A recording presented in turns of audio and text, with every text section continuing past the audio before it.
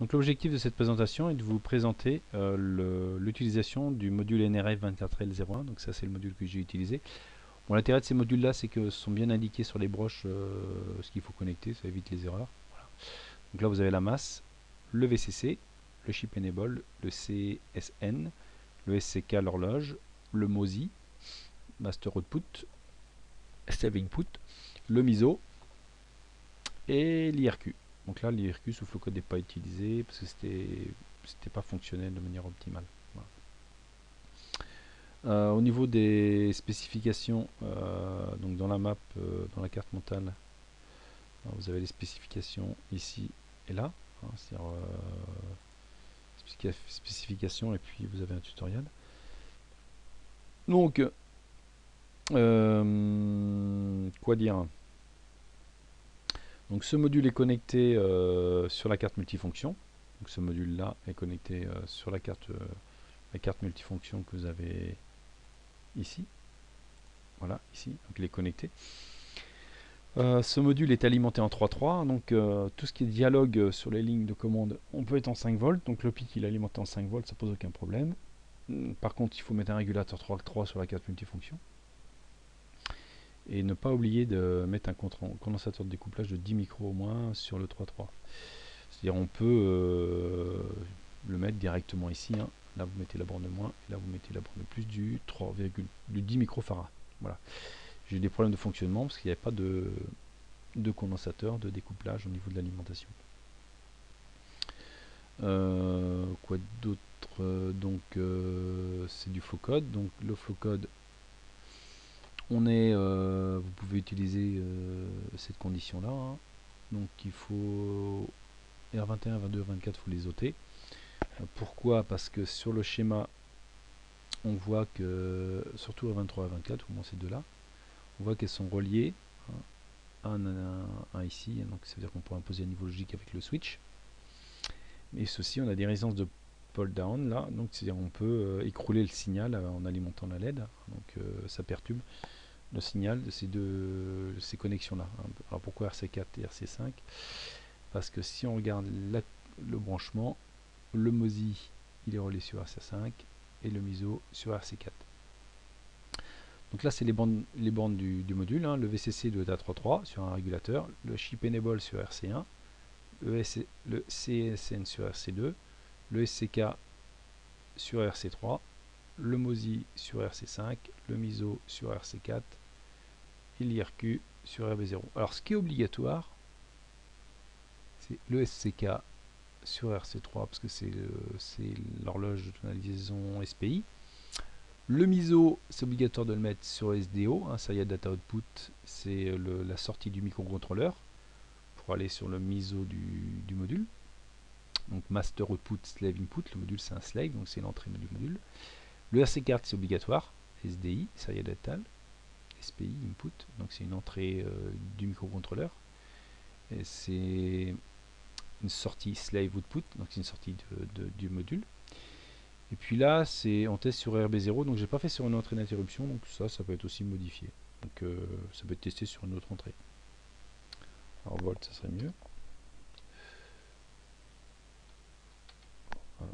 Donc la masse, c'est le GND. Donc les entrées du module, ils supportent 5 volts, c'est pas de problème.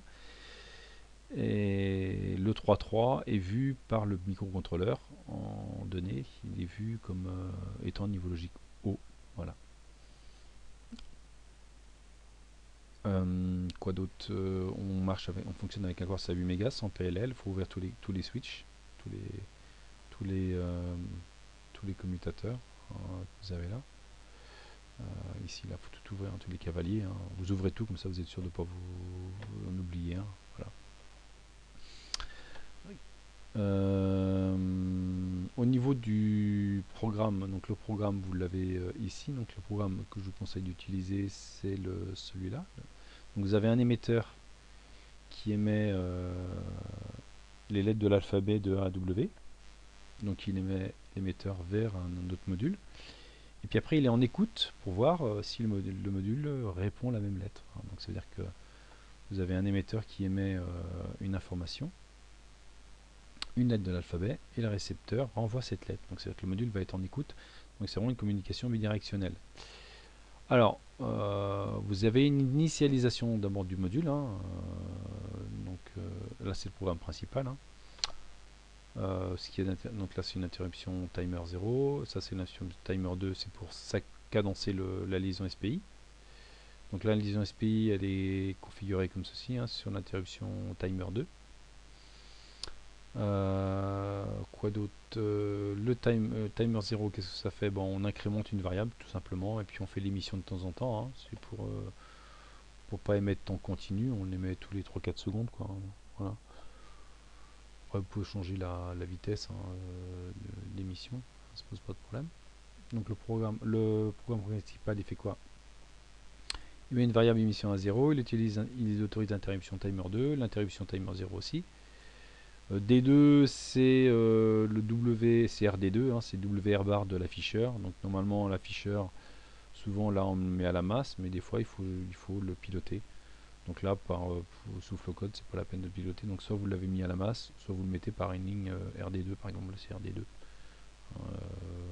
Par exemple sous MPLAB, faut piloter cette ligne là.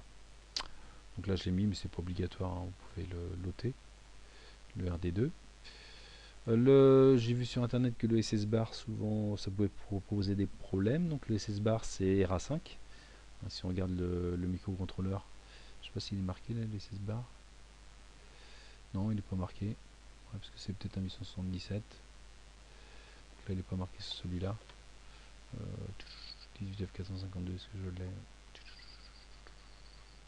Non, donc c'est un 871 là, que j'ai renommé. Donc là, en fin de compte, le RA5 c'est le SS bar, donc c'est pareil, j'ai pas trop cherché pourquoi. Je l'ai mis à 1 hein, pour dévalider le SS bar. Bon, pour essayer sans le mettre, hein, peut-être que ça fonctionne. Donc là, j'initialise l'afficheur, je l'efface, je me mets en curseur 0, c'est-à-dire je me mets là-haut, j'écris récepteur, donc je reçois, je saute d'une ligne, c'est-à-dire je viens ici, j'écris émetteur. Donc sur mon afficheur j'ai récepteur émetteur, voilà. Puis là je vais émettre un caractère de A à W, de A à Z, pardon. Puis après je vais être en écoute pour voir si je reçois. Donc là j'initialise ma liaison SPI en fonction des paramètres que j'ai mis ici. Voilà. J'initialise mon module. Alors là le module c'est voilà, c'est ça, l'initialisation. Donc là en fin de compte il faut écrire dans tous les registres. Donc déjà il faut faire un front RC2 c'est CSN, donc ça c'est le chip enable, donc RC1 il faut le mettre à 0. Il faut faire un front montant, un front descendant, quoi, une impulsion, avant d'envoyer une commande. Alors la commande c'est quoi? Donc là si on regarde tous les registres, donc les registres, voilà. Donc si on prend le registre 0, si on veut écrire dedans, déjà, il faut mettre celui-ci à 2. Si je veux écrire dans le registre 0, il faut que j'écrive 20. Alors, ça c'est dans la doc, vous pouvez l'éplucher. Donc 20, donc j'ai mis du temps pour bien comprendre ça déjà. Donc 20, donc j'écris 20, et puis là j'écris 0A. Donc par exemple, si je regarde 0A, donc 0, 0, 0, 0, bon, ça semble cohérent, hein. Voilà, et puis A ça fait 10, donc 10, hein, donc je rappelle, ça c'est le bit de poids faible, 1, 2, 4, 8, donc celui-ci est à 1, donc c'est vrai, et celui-ci je le mets à 1, donc ça veut dire que je le mets en power. Et regardez bien, si je mets en power, et si je mets A, là j'ai 0, et bien je suis en transmission, donc je vais transmettre une information. Donc pour 0A, c'est pour transmettre c'est 0A, et si je veux recevoir, je mets ce bit là à 1, donc ça fera 0B. Donc quand je vais envoyer une information à l'adresse 0, c'est-à-dire que j'écris 20 à l'adresse 20, qu'est-ce que j'écris? J'écris 0A pour transmettre, et pour recevoir, je mets 0B. Voilà, donc ça c'est déjà deux choses à bien comprendre. Voilà, dans mon Flowcode, voilà. Donc ça veut dire que 0A c'est pour transmettre, donc c'est à dire que quand j'initialise mon module, il va transmettre. Voilà. Après, bon, il y a plein de registres. Alors, on peut regarder un registre un peu plus délicat, par exemple, on va comprendre. Parce que c'est vrai que c'est pas très lisible, hein, des fois. Voilà, par exemple, ce registre-là. Donc, là, dans le registre 0A, donc si je veux écrire dedans, je mets 2A, et je mets E7, E7, E7, E7, E7. Donc, c'est-à-dire que dans mon flowcode, si je retrouve le registre 2A, est-ce que c'est celui-là? Voilà. Donc dans 2A, donc j'ai mon impulsion sur C2, sur CSN, pour mon temps d'impulsion. J'écris à l'adresse 0A, donc je mets 2A pour écrire à l'adresse 0A, et j'envoie E7, E7, E7, E7, E7 et E7, 5 fois E7. Voilà. Ce qui correspond à ceci. Et après, bah, vous lisez ça et puis vous essayez de comprendre. Donc voilà, vous avez tous les registres à configurer. Voilà. Donc vous avez vu comment on peut configurer. Donc vous en avez une tripodée. Hein, voilà. Alors l'impulsion, pour l'impulsion sur SNSN qu'on écrit dans les registres, alors c'est marqué dans la doc. Je sais plus trop où. On doit être marqué avant, je pense. Ce qui serait logique. L'impulsion sur RC2.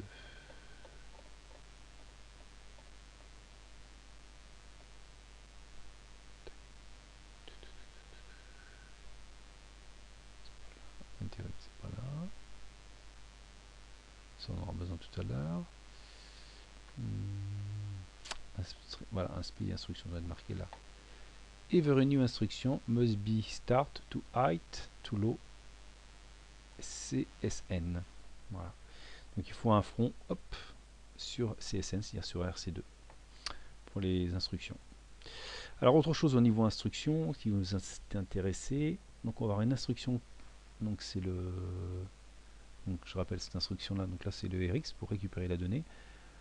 Donc 1, 2, 4, 8, donc là ça fait 1, 1, 2, 4, 8, donc là ça fait 6. Donc l'instruction 61, ça permet de recevoir les informations.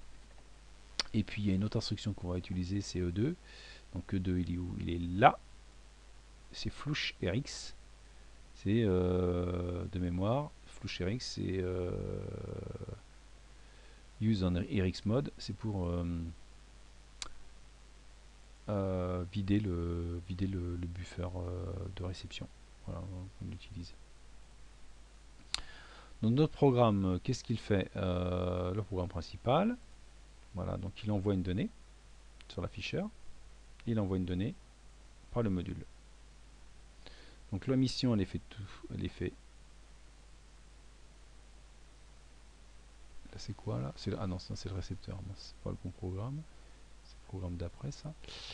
Le récepteur, l'émetteur d'abord, voilà. Donc l'émetteur c'est pareil, hein, il y a la configuration, tout ce que j'ai expliqué, et en fin de compte, lui ce qu'il va faire, c'est qu'il va, il émet. Donc qu'est-ce qu'on fait? Donc déjà toutes les 250, si émission est à 250, alors une émission il est incrémenté ici, hein. Donc on part de 0, on l'incrémente. Le programme d'interruption, c'est l'interruption timer, elle est faite toutes les combien? Toutes les 30 Hz, vous voyez, donc si on comptait à 30, si on était à 30, on ferait une seconde. Donc là on fait de toutes les 8 secondes on envoie une information en fin de compte. Bon, c'est un peu lent. Voilà. Au début j'avais fait avec une PLS, ça marchait bien, c'est pour ça que là je suis un peu plus lent. Au niveau du... Donc là,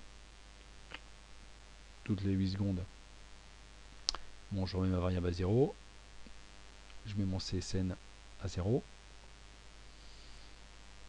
je mets mon C1, je fais une impulsion. Alors pareil, il faut faire une impulsion de 40 microsecondes environ pour faire quoi déjà? Pour dire que je suis en mode de transmission. Voilà. Je vais en 6.0, donc je me décale, hein. C'est-à-dire que là j'émets, donc j'émets quelque chose. Donc là c'est A. 2, 3, 4, 5, 6, 7, 8. Voilà, j'émets mes informations. Voilà, donc j'émets toutes les lettres. Tout. Donc je fais mon impulsion. Là je mets 61. 61. Donc là c'est pour recevoir, donc je suis pas dans la bonne boucle. Alors, donc là je suis là. J'écris. Donc là c'est pour effacer. Je reviens au même endroit. J'affiche ma donnée. Donc la donnée c'est les lettres de l'alphabet. Je fais une impulsion. J'écris 0,20. Ah, donc j'écris quoi à l'adresse 20? J'écris 0A, c'est pour dire que je suis en transmission. Je fais mon impulsion encore sur C2, sur SNSN. j'écris 0A, et puis j'envoie ma donnée, la lettre A, de A à Z. J'incrémente ma donnée pour aller... Et puis si je suis rendu à Z, bah, je repars à A. Voilà. Après, au niveau interruption, donc il n'y a pas d'interruption qui est générée. Là, je scrute mon entrée RB0. Si elle est à 0, c'est qu'elle est activée. Donc je fais une impulsion sur RC2. Donc je vois déjà que donc, C1 doit être à 1. Ça c'est le C1 est à 1. Donc ça c'est quand on est en réception. Alors, déjà il faut en réception. Donc il faut aller dans en réception.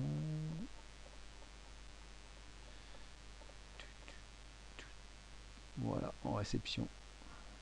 C2 doit être à 1. Donc c'est-à-dire c'est RC1. Voilà, voilà. Et puis, qu'est-ce que je fais? Donc je suis en réception. Donc j'ai mis CE1. Donc c'est pas le bon. Voilà, c'est celui-là. Je mets mon impulsion sur CSN. Donc pour mettre en réception, il faut que je mette à l'adresse 0. Donc j'écris à l'adresse 0, donc ça fait 20. J'écris 0B. Alors je rappelle pourquoi 0B. Donc si j'écris à l'adresse 0, j'écris, donc je mets 2 à l'adresse 0, c'est 0. Donc ça fait 20. Ça c'est les registres d'instruction, je veux dire. À l'adresse 20. Donc si je mets 2B, je mets 0B, donc 0, 0, 0, 0, ça fait 0, puis B c'est 1, donc voilà il est à 1, puis C 1 et 1. 1 ça veut dire que je suis alimenté, et puis 1, je suis en réception. Voilà, je suis en réception, et puis voilà, je l'ai mis en réception. Et puis là, en fin de compte, je vais envoyer la commande 61. Alors pourquoi 61? On va aller dans la doc aussi. Je vais chercher l'information, donc là, on va remonter. 61, voilà, c'est là. 1, 2, 4, 61. Je suis en RX. Alors il y a une petite chose que j'ai mis du temps à trouver, c'est que le premier byte qui est envoyé c'est 0, et le deuxième c'est la donnée. Donc c'est pour ça que au niveau de flow code, je vais d'abord lire une première fois pour récupérer un 0, et puis quand je lis une deuxième fois, j'ai la donnée. La donnée, bah, donnée reçue, je l'appelle donnée. Et puis qu'est-ce que je fais? Je vais en 10.0, c'est-à-dire ici. Non. En 10.0. Oui, c'est ici. Parce que c'est la donnée qui est reçue, donc reçue ici. Et je l'affiche. Voilà, donc c'est la simulation, bah, je l'ai pas. Ah, c'est le récepteur émetteur. Mince. Oui, donc, mince, là, je me suis mélangé les pinceaux. C'est l'émetteur récepteur. Donc l'émetteur, la réception elle est en dessous. Donc là, la réception, donc c'est la même chose, sauf que la réception, donc je lis, donc là je mets 61. Donnée reçue, c'est un 0. Donnée reçue, c'est ma donnée. Et je l'affiche en 10, 1. Donc 10, 1, 2, 3, 4, 5, 6, 7, 8, 9, 10. 0, 1, 2, 3, 4, 5, 6, 7, 8, 9, 10. Donc c'est ici. Puis 1 pour dire que c'est Y, c'est la deuxième ligne. Voilà, voilà. Je l'écris, je fais une petite pause. Voilà. Donc j'émets les lettres, et puis après bah, j'écoute pour voir si je les reçois. Donc ça c'est au niveau de l'émetteur-récepteur. Et puis après vous avez le récepteur-émetteur qui marche sur le même principe. Donc récepteur-émetteur. Donc là il est plus simple. Pourquoi? Parce qu'il écoute, puis il renvoie. Donc là on a une impulsion timer, timer 2 c'est pour la liaison SPI. Ça c'est pour mon afficheur, ça c'est le SS bar, ça c'est pour initialiser, l'effacer. Là j'écris en 00 bar récepteur. Voilà, donc là il reçoit quelque chose et puis il réémet ce qu'il a reçu. Donc là il reçoit rien pour le moment, parce que c'est la simulation. Donc j'initialise pareil, c'est la même structure d'initialisation. Le programme principal il fait quoi? Il scrute l'entrée et l'interruption. Si j'ai quelque chose, eh bien je vais récupérer en mettant donc 20, je mets 0B pour dire que je suis en réception. J'envoie la commande 61 et puis je lis mon premier octet à 0 qui n'est pas la bonne donnée, et puis le deuxième octet qui est la bonne donnée, qui est la donnée reçue. Puis qu'est-ce que je fais? Bah, je lui dis que donnée reçue c'est donnée. Hein. Bon, puis bah, j'affiche en 10 0, donc en haut, ce que j'ai reçu. Voilà. Et puis qu'est-ce que je fais? Ah oui, bah c'est là oui, l'instruction E2. E2 c'est pour nettoyer le buffer. Et puis qu'est-ce que je fais quand j'ai la donnée? Eh bien je vais la renvoyer. Donc là, en 8.1, j'affiche quoi? Bah, j'efface déjà mon afficheur. Et en 8.1, j'affiche la donnée hein, que j'ai reçue et que je vais réémettre. Donc là, j'ai mon impulsion. Je fais 20 pour dire que et 0A pour dire que je suis en émission. Donc j'écris l'adresse 0, j'écris A. Et puis après, en A, je réécris, j'envoie la donnée reçue. Voilà, et elle est envoyée. Et donc l'autre récepteur doit recevoir. C'est-à-dire que vous avez un émetteur qui émet la donnée et l'autre émetteur réenvoie la donnée au premier émetteur. Voilà, donc ça fait une boucle en fin de compte. Ça fait deux émissions réception. C'est bidirectionnel. Donc voilà pour l'explication. Bon, faut éplucher. Alors tout ce qui n'a pas été fait, c'est au niveau interruption. Hein. J'ai essayé, mais c'est pas, ça m'a pas, ça marche bien sous MPLAB. C'est très fonctionnel, mais ça fonctionne pas bien sous Flowcode. Alors je sais pas pourquoi. Voilà. Donc les registres de configuration. Donc pour écrire, faut mettre 2. Oh, c'est pareil, c'est marqué dans la doc. On peut retrouver ça quelque part.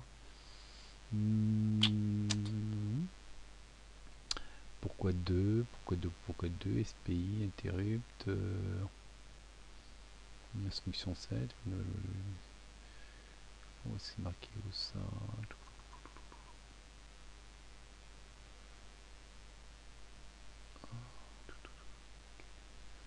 Alors je sais plus où c'est marqué. Mais pour lire, on lit à l'adresse 0 et on écrit à l'adresse 20 quelque chose.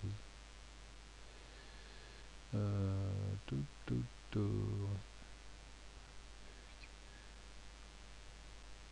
sais plus où c'est écrit. Voilà, donc en tout cas pour écrire, il faut envoyer 2. Il faut écrire à 20. On peut lire à 0. Voilà, bon courage pour la mise en œuvre.